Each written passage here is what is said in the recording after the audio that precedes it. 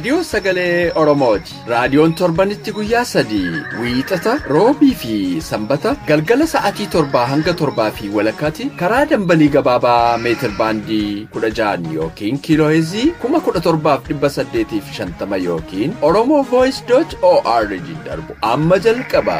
Kun raadiyoo sagalee Oromooti.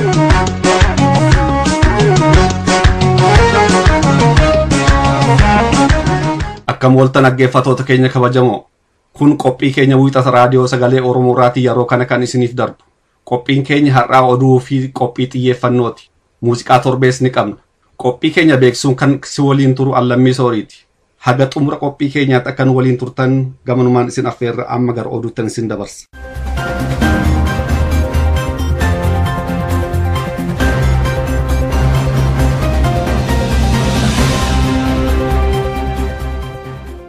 Akka moltan dhaggeeffattoota keenya oduu sa'aatii kanaaf qabnuun isin dhageessisa Allalisee Odaajooti. Jilli Buttaa Qaluu Oromiyaa lixaa magaalaa Naangoo Odaa Kaarraatti kabajame. Odeessi nu ga'e akka ibsutti jilli sirna gadaatti seenuuf sanbataaf dilbata darbe gaggeeffame kun haala gaariin xumurameera. Bal'ina isaaf dhaabasaa waaq jira. Oolmaa kaleessa jechuun caamsaa 6 bara 2018 gaggeeffame kanarratti abbootiin gadaa Wallaggaa lixaa fi abbaan gadaa Maccaa Taakkalaa Dhinsaan abbootii gadaaf barumsa kennaa oolan. Sirna kanarratti akka ibsametti sirni Buttaa Qaluu kun waggaa 40 dura Oromoo Maccaatiin ayyaaneffamaa ture. Haa ta'uutii sirni kun haala adda addaan dhiibbaa waan irra gahaa tureef addaan citeera. Sirnicha bakkatti deebisuufis hojiin adda addaa hojjetamaa akka turee fi akka milkaa'eemameera. Sirnichi bakka abbootiin gadaa Maccaaf keessummoonni kabajaa argamanitti aanaa Laaloo Asabii iddoo Odaa Kaarraa jedhamutti gaggeeffame. Sirni godina Wallaggaa aanaa Laaloo Asabii magaalaa Naangootti gaggeeffame kanarrattis qeerroon bilisummaa Oromoo alaabaa abbaa gadaatiin miidhaganii aadaa Oromoon faayamanii hirmaannaa olaanaa gochaa oolaniiru. Ayyaanni Buttaa Qaluu Odaa Kaarraatti guyyaa 2 gaggeeffame kun mallattoo xumura gabrummaa akka ta'e hayyoonni aadaaf seenaa himaniiru. Naangoon maqaa gosaa yommuu ta'u yeroo ammaa kana maqaa magaalaatiin beekamti. Magaalaan kun immoo magaalaa seenaa addaa qabdu ta'ee beekama. Bara bulchiinsa gadaa naannoo Wallaggaatti laafetti illee Naangoon bara hedduudhaaf gadaa kanatiif kattee akka turte ragaan ba'amaa jira. Naangoo bakka seena qabeetti kan taasisu kan biraa immoo bara qabsoon Oromoo bifa ammayyaatiin jalqabee bara 1970moota keessa sirni Buttaa Qaluu iddootti gaggeeffamee turedha. Gama biraatiin immoo sirni godaansa gadaa Odaa Bulluq abbaa gadaa haarawaa filachuun xumurame. Abbaa gadaa haarawaa ta'uun kan aangoo gadaa waggaa 8f turu fudhatan abbaa gadaa Dachaasaa Odaajooti. Abbaan gadaa duraanii Addunyaa Dammasaa aangoo uummataa kana nagaan dabarsanii kennaniiru. Sirni godaansaa kun godina Horroo Guduruu Wallaggaa aanaa Horroo Bulluq keessatti kan argamu Odaa Bulluq ejersa Maccaarraa gara Odaa Bulluqitti kan taasifame ture. Sirni godaansa guyyoota 3f taasifame tures kaleessa caamsaa 6 milkiin xumurameera. Ejersi Maccaa bakka Macci Shanee isaatiin seeratti tumaa turee fi bakka gumii isaatiin marii itti gaggeeffatudha. Odaan Bulluq ammoo bakka seerri ejersaa Maccaatti tumamee labsame beekamtiitti argatu akka ta'e beekamaadha. Hawaasni Oromoo Awustiraaliyaa magaalaa Meelbornii fi naannoo san jiraatan dilbata kaleessaa ayyaana Irreecha Arfaasaa kabajatan. Irreechaan Arfaasaa caamsaa 6 bara 2018 Daandinoog bakka Kokoddaa Tiraak jedhamu irratti kabajame irratti barri kun bara aadaaf eenyummaa Oromoo itti kunuunsan ta'uun himameera. Uummati Oromoos aadaa gaarii qabu keessaa kan akka jaalalaaf kabajaa guddifachuu irratti akka hojjetan dhamameera. Ayyaana Irreecha Arfaasaa biyya Awustiraaliyaa magaalaa Meelborni keessatti yeroo 3ffaaf kabajame irratti dhaloota safuun guddisuu, bosonaaf naannoo kunuunsuu fi nagaaf nageenya waaressuu irratti akka hojjetamu dhamameera. Ayyaanni mallattoo nagaaf latiinsaa ta'e kun akkuma Oromiyaa keessatti kabajamaa jiru biyya hambaa keessattis kabajamuutti jira. Irreechaan Arfaasaa bona keessaa gara gannaatti darbuuf kan kabajamu ayyaana ulfina uumamaati. Abbootiin gadaa Oromoo uummata Oromoo hidhaaf ukkaamsaa keessa jiran bilisoomsuu irratti akka hojjetan qeerroon bilisummaa Oromoo waamicha godhe. Qeerroon bilisummaa Oromoo waamicha har'a abbootii gadaa Oromoof dabarseen akka hubachiisetti aangoon uummataa uummata bilisoomsuuf akka oolu gaafate.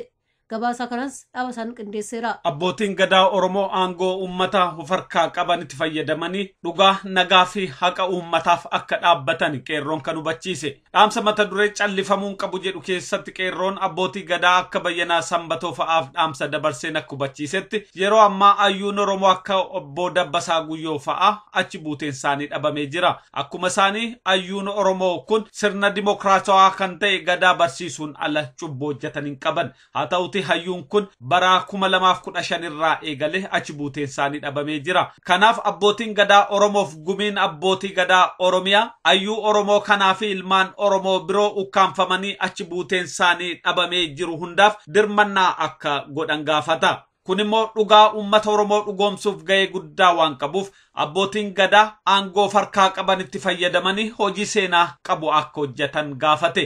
Keessaayyuu abbootiin gadaa alangaa dhugaa of harkaa qaban dhugaa uummata Oromoo fotoon dubbatiin yoo darban seenaa keessatti gaafatamoo ta'uu hubachiiseera qeerroon bilisummaa. Qeerroon bilisummaatti dabaluunis uummata Oromoo fi qeerroon bakka adda addaa jiran ammas akkuma kanaan duraatti murannoodhaan warraaqsa fincila xumura gabrummaa jabeessuun akka itti fufanii fi guyyaa bilisummaa dhiyeessuu irratti shoora isaanii akka gumaachan dhaamee jira. Oduu sa'aatii kanaaf qabnus kanuma qophii keenya waliin nagaan nuuf tura.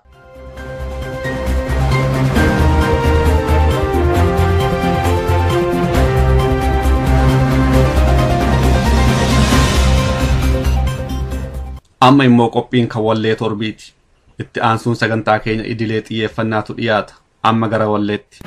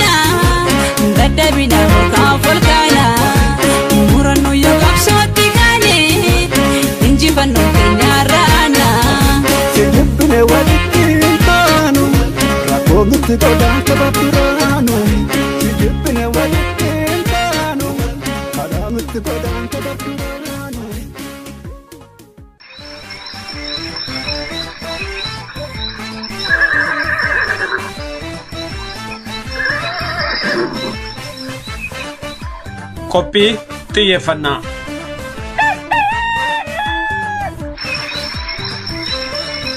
Akkam jirtu dhaggeeffattoota keenya.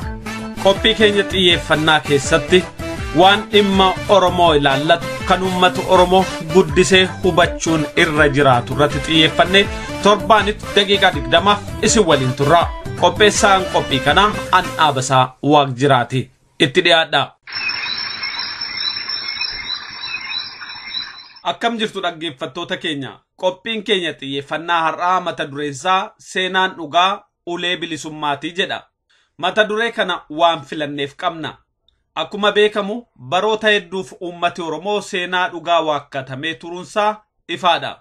Cunqursaan ture seenaa sheekoo irratti hundaa'e waaressuuf yaalii adda addaa gochaa turuun kan beekamu. Yaaliin kun qabsoo Oromootiin laaffachaa dhufullee ammas bifa adda addaatiin yaalii duraan ture haaromsuudhaaf tattaaffiin godhamaa jira. Yeroo akkasii keessatti keessaayyuu uummata akka Oromootiif seenaa dhugaa jabeeffachuun filannoo guddaadha. Mata duree amma kaafne kanaaf deebii kan ta'u qophii gidduu kana ONN Oromiyaa News Network irratti darbe arginee jirra.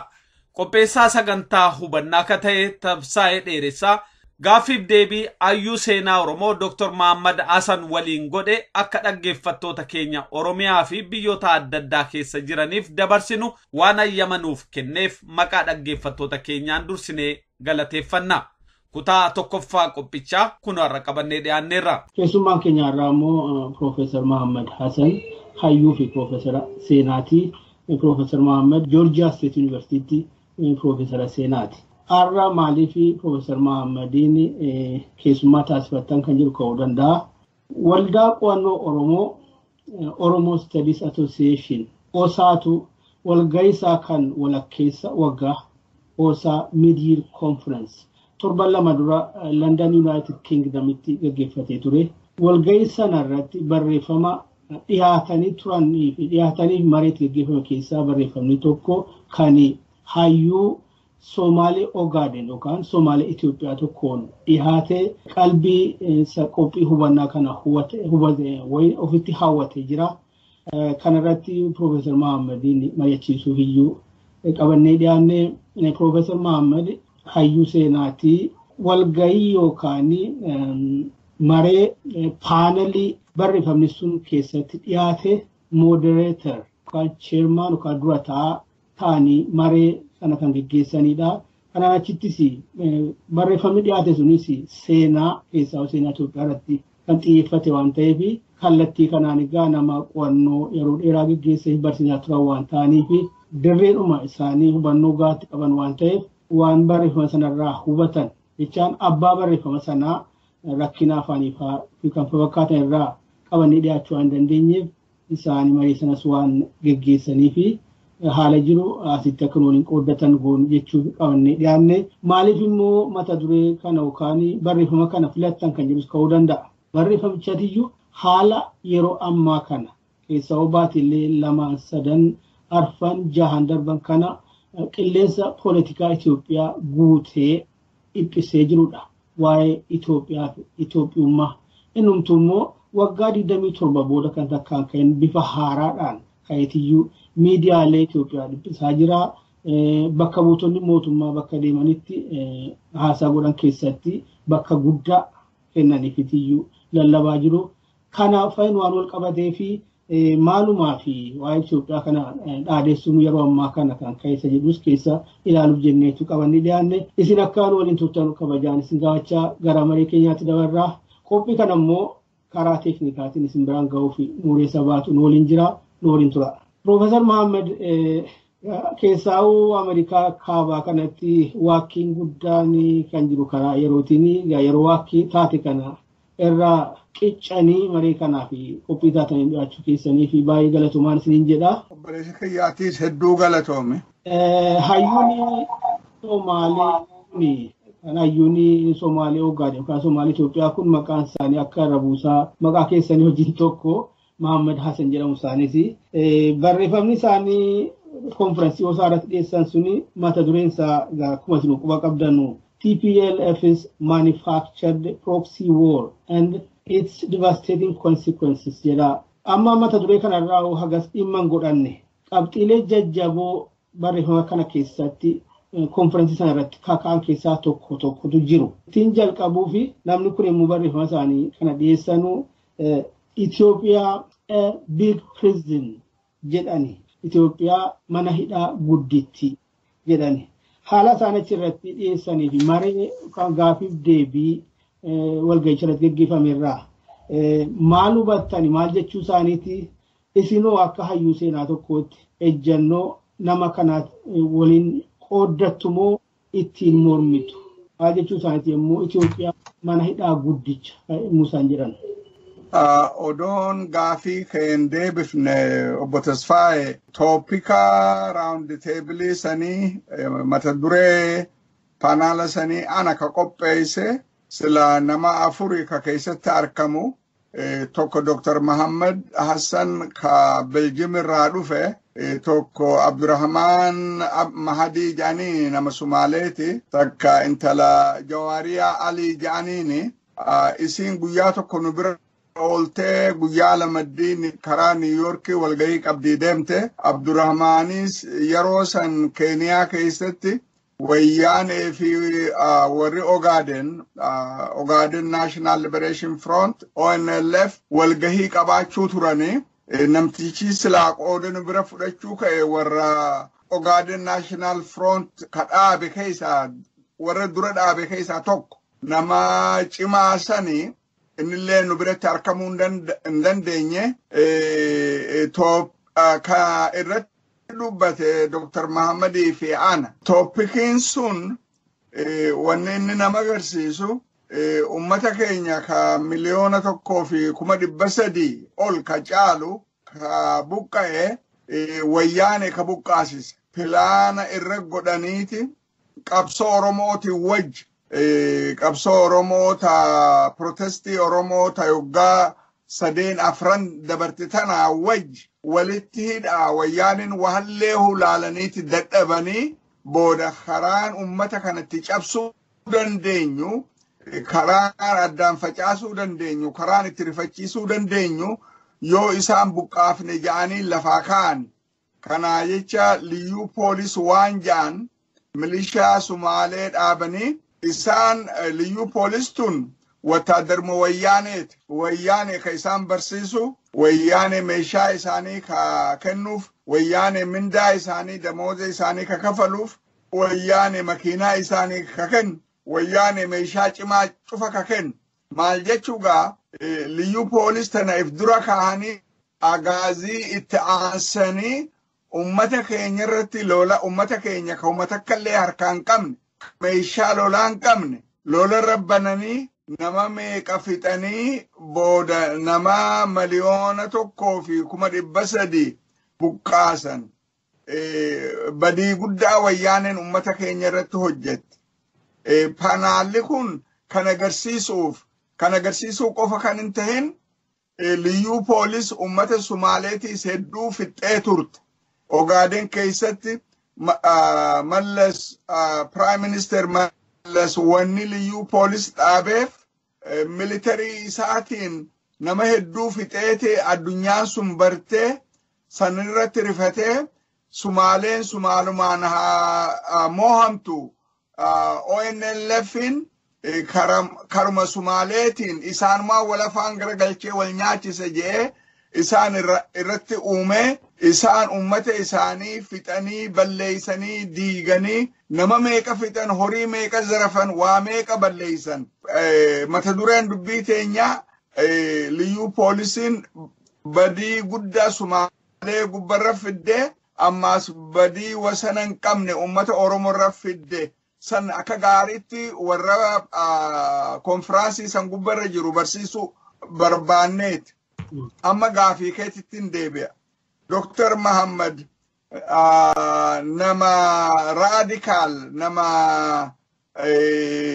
nama Sumaalee tahee nama Finfinnee keessa dhalate abbaan isaa nama business qabu politikaa Itoophiyaa kana akka gaariitti beekaa mootummaa Haile Sillaasee politikaa isii akka gaariitti beekaa ka dargii akka gaariitti beekaa ka wayyaanee akka laalcha kiyyetti namni wayyaanee akka isatti waan isiin taate keessa beeku ni xiqqaate jeetiin amana maaliif wajji dalaguu ture isaanii wajji dippiloomaat ture advaayizara isaanii ture booda arkeeti ummata badaa ta'u ummata namaan rifanne ummata greedy kanuma ifii malee kan rakkoo namaa hin laalle kan nama balleessuuf duuba deebi'uu hin dandeenye kan akka gaariitti eega bare boodaayi ifama isaanii wajji hojjechuu dhiisee Awurooppaa biyya Beljiim galee citizen Beljiim tahee achi ture yoggaa dheeraa achi ture kitaaba heddullee barsiise inni akkuma isin jee durirraa eegalee nama hedduu raadikaal ture wanni haasawe waan liyyuu poolis fiddee fi kanallee hin haasawne inni irra guddaan nama Itoophiyaan waan isiin taate namni hin beeku Oromoo taatu Sumaalee taatu ummata biraa taatu sisteemaa biyya keessa jiru hin beekan je'eeti achirraa kaaseeti jara keenya isin haa galtu Itoophiyaan mana hidhaa guddaa je'ee dubbate. Mana hidhaa guddaa jechuun biyya namni haqa itti hin qabne. Mootummaan Itoophiyaa ta dabarte cuftunuuhu gibira nama gaafachuu malee yoo gibira kafaluu baatan nama hidhuu malee nama miidhuu malee akkuma dhugatti biyya rakkoo biyya seerritti hin eeggamne biyya haqni namaatti hin eeggamne biyya namni naguma irratti zarafamu namni tokko yoo namni Tigree tokko namni Wayyaanee tokko yoo si jibbe si hiisisee si jeesisee horii qabdu cufaa fudhatu garte biyya seerri hin jirre jechuu biyyuma hidhaa mana guddaa akkas je'ee dubbate ammoo isaa miti yaada kana dura kaa burqisiise yoggaa 35 dura namtichi Ingiliz tokko beekamaan Ernest Gleaner jedhaniini kitaaba tokko barreesse maqaan kitaaba kanaa Nations and Nationalism jedha waan sabboonummaa dubbate bakka adda addatti kitaaba kana keessatti sabboonummaa lamaatu Itoophiyaa keessa jiraa jedha takka state nationalism ta dur mootummaan Habashaa oofuu turte ummanni cuftunuhu afaan tokko dubbatee aadaa tokko dubbatee amantii takka qabaatee kalchara takka qabaatee namuu assimileetir tahee aadaa Habashaa fudhatee keessaa aadaa Amaaraa fudhatee naashinaalizim sanirratti dhaabbatu kalamaddiiti naashinaalizim ka Oromoo ka Tigree ka Sumaalee waan akkasiisan kitaaba isaa keessatti waa lama gaggaarii waan Oromoo maali waan jeesseeta takka ummanni Oromoo hedduu miidhame Itoophiyaa jalatti ammaas ummanni Oromoo Itoophiyaa fi Sumaalee jidduutti hacuucame maal jechuu kiyyi akkuma mootummaan Itoophiyaa ummata Oromoo identity isaa balleeysanii inni waan hin tahin godhuu barbaadan identity isaa akka fedhanitti jijjiiruu ka danda'an Sumaalilleen gaafa yaada Greater Somaaliyaa guddoo tayyettu ta biyya Oromoo Awaashirraa eegalee hanqa Ogaadenitti Baale Arsii Sidaamoo Cufaahu akka part of Greater Somalia ideology kanaan lafaa ka'anii san yeroo dheertuu oofaa turan garte Sumaaleen sanirraa kaateeti ummata Oromoo ka dachiin ammaan tana maqaa tuqe kana keessa jiru cuftunuhu ni Sumaaleessina jedhanii lafaa ka'an kar tokkoon Sumaaleen jara kana ni Sumaaleessina jetti Amaarinis ni Amaaressina aadaa isaanii fudhatanii Oromoo akka identity hin qabne identityin isaa akka ciminsa hin qabne akkasitti ilaalan je'ee dubbate ammoo tarraa booda identityin Oromoo cimtu sabboonummaan isaanii yogguu cime ka biyya san dhugumatti harka cimaa ta'uu je'ee dubbate laal kitaabni kun yoggaa 35 dura kan bahe Gleaner sani tokko kan je kalamaddiiti biyya tana keessatti mootummaan nama miidhuu malee haqa namaan eeydu service kennuun hin jirtu waa meeqa tanaa jecha Ethiopia is a prison of nation and nationalities jee katabe isa booda namni hedduun Ethiopiyaan mana hidhaa guddaa jedhe Mahammadiis achirraa kaaseeti waan mootummaan Itoophiyaa ta adda addaa ta Haile Sillaasee ta Dargii ta Wayyaanee haqa namaan eeyne jecha mana hidhaa guddaa je'ee dubbate yoo akka gaaritti kan laallu taate yoo dubbii qaqqabnee laalle Itoophiyaan manuma hidhaati waan dirree jiraate har'aan tana nama kuma meeqaatu mana hidhaa jira ummanni keenya ummanni biraatis nama miliyoona tokko ol ummanni keenya ka biyyarraa bahe nama miliyoona tokkoo fi 300 kan Wayyaaneen buqqaaftee kun mana hidhaa guddaa wahuma dirree bahee mul'ataa jechuu kiyya. Tole kanatti wal qabsiisee biyyattii akka mana hidhaa guddaatti immoo lafa kaa'u dhiifama Dr. Muhammad Hassan isaan suni sadarkaa sanatti PhD qabaachuu isaanii barreen ture amma itti dabaletan waamaanii Dr. Muhammad Itoophiyaa akka mana hidhaa guddaatti immoo ibsanu mootummoota yeroo garagaraa biyyatti bulchan immoo zamanii kumarraa kaase akka waardiyyaa mana hidhaatti the prisoner guards jedheeni yommuu kana jedhu immoo humnoonni gara biraa alaala ta'anii mootummoota biyyoota ambaa Awurooppaa keessa Ameerikaa kaabaatis alaala ta'anii subsidize godhu sponsor godhu jedhe achirrattoo mee maalirraa hubattani sanaan. Well, in Mahu yani isa yada kitaba yugadi dimi torba dura 1990 Bonnie Holcomb qabanne jenneta yamnu isi fi sisa ibsa kitaba kataban wanni Muhammad dubbate irra guddaan kitaba san keessa achittuhu kitaba isaan kataban jee dubbatee ture kitaabni Bonniitii fi ka sisa ibsa wanni garsiisu Ethiopian dependent colony tahu gargaarsa alaatiin dhaabbatte teknolojii alaatiin dhaabbatte Itoophiyaa keessatti dur qawwee tolchuun hin jiru beek xiyyitii tolchuun hin jiru beek waa takkallee tolchuun hin jirtu waallee alaa garte tanaa jecha dependent colony taate waan uumamte achirraa eegalee ammallee hanqa ammatti mootummaan sun kan jiraatuun zamana Haile Sillaasee mootummaa Ameerikaati ta Haile Sillaasee gargaaruu ture military isaanii train godhanii security isaanii Israa'eeliitu train godhuu ture mootummaan Haile Sillaasee akka addunyaarra baramtu ka godhe Ameerika waan dirree jiraati gargaarsa isaaniitiin gargaarsa karaa meeshaa lolaatiin karaa horiitiin karma cufaatuun zamana dargiin Ameerikarraa dhiifteeti Sooviyeet jala galanii mootummaan dargii entirely Sooviyeetiitu isaan gargaaruu ture karaa meeshaa lolaatiin karaa gargaarsaatiin wataadara Kuubaa wataadara East Germany wataadara gamaa fidanii zamana lola Sumaalee lola Eertiraa lola adda addaa cufaahu humna isiitiin kan hin ta'in humna alaatiin dhaabbatte laal dargiin maaliif kuftee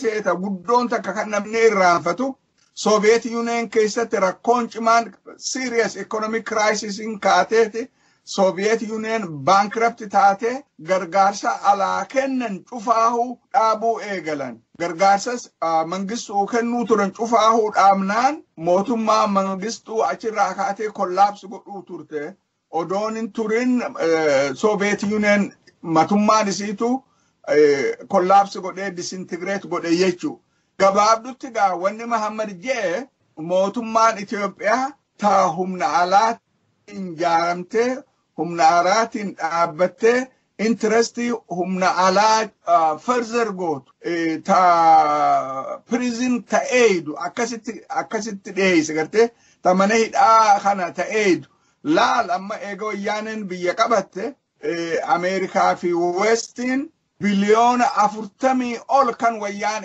kennan akka gargaarsaa akka liqii akka maarree godhanii maallaqa san keessaa biliyoonni 30 wayyaaneen ala baafatte alatti invest godhan maal jechu wayyaaneen odoo ammaan tana mootummaan Ameerikaa ta Westii gargaarsa kennaniif kana dhaabanii guddisee wanta godhuu kan hin ta'in ji'a tokko ji'a lamaa as wayyaaneen jiraachumaa hin dandeessu gabaabdutti gaa mootummaa gargaarsa alaatiin jiraattu jechuu ummanni alaa warri Westii Awurooppaa taatu Ameerikaa taatu interestii eeriyaa sanirraa qabanii mootummaa tanaatu interestii keenya eegaa poolisii jechuugaa mana hidhaa poolisii ummata mana hidhaa keessa jiru mootummaatu akka poolisii ta'ee achitti eega jechuu dubbuma akka namaa galtu jee akkasit dubbate jechuu kiyya. Kutaa lammaffaa qophii kana ammoo sagantaa keenya mala jireenyaa roobii dhufu keessatti isiniif dhiyeessina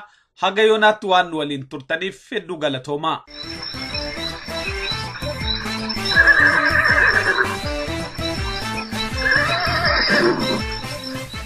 Haga yoonaatti caqasaa akka turtan raadiyoo sagalee Oromoo dambalii gabaabarraa isiniif darbaa ture.